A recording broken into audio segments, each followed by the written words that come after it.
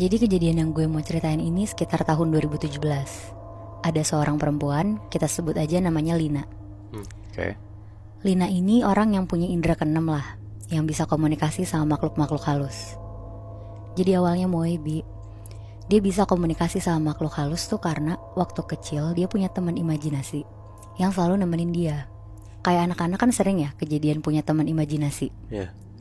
Nah, karena masih kecil, Lina ini mikir kalau temennya ini tuh manusia kayak Lina. Gak taunya, lama-lama Lina itu sadar kalau temennya ini tuh bukan manusia, tapi jin. Oh. Jadi jinnya ini tuh kayak nyesuain gitu Moebi. Pas Lina masih kecil, dia juga kecil. Pas udah gede, dia juga jadi orang gede. Jadi mereka tuh tumbuh besar bareng gitu. Berarti jin ini emang jin penunggu rumahnya Lina itu? Lebih ke jin yang ngikutin Lina sih Moe. Oh. Nah tapi Moe, jinnya ini tuh baik banget dan selalu ngingetin Lina untuk sholat sama ngaji. Nah karena Lina sadar kalau sosok ini selalu ngasih energi positif ke dia, jadinya dia gak apa-apa ngebiarin jin ini tuh deket sama dia. Jin ini tuh selalu ngebantuin Lina lah kalau Lina lagi butuh apa-apa. Kayak Lina dan teman-teman terdekatnya tuh sepanjang hidupnya aman-aman aja terus.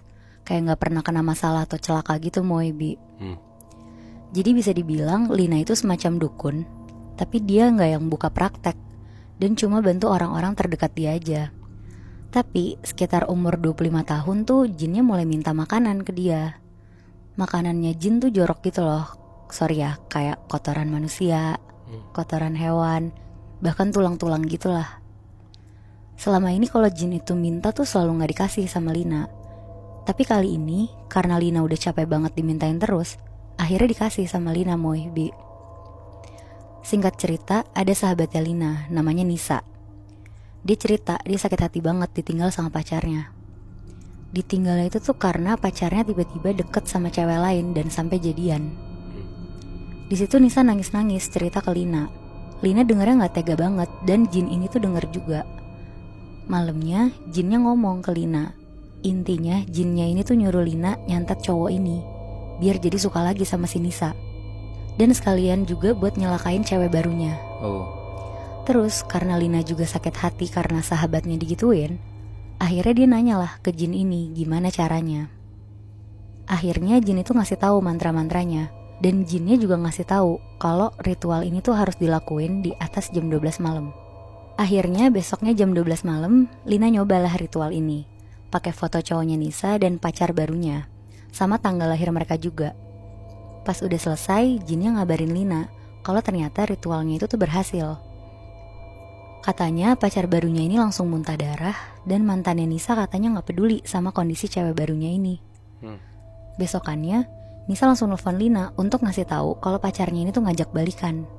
Di situ Lina lega banget dengernya dan bilang ke Nisa untuk dijaga baik-baik pacarnya. Malamnya sekitar jam 1 malam, badannya Lina ini tiba-tiba sakit banget satu badan. Kayak panas dan ditusuk-tusuk gitu. Besok paginya dia tuh kebangun. Ternyata kondisi badannya tuh masih sama semalam. Terus tiba-tiba ada Nisa di depan rumahnya Lina. Nisa datang dan dengan paniknya Nisa tuh bilang, Lin, ternyata ceweknya pacar aku kemarin disantet orang. Terus Lina ini pura-pura gak tahu dan bilang, kenapa emangnya?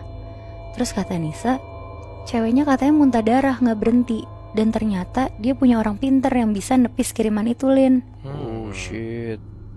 Terus si Lina tuh nanya, terus ditepisnya gimana Nis? Terus dia bilang, katanya orang pinternya ini udah ngirim peringatan pertama ke orang yang nyantet dia. Nah malam ini katanya akan dikirim lagi yang lebih parah dari semalam. Wow.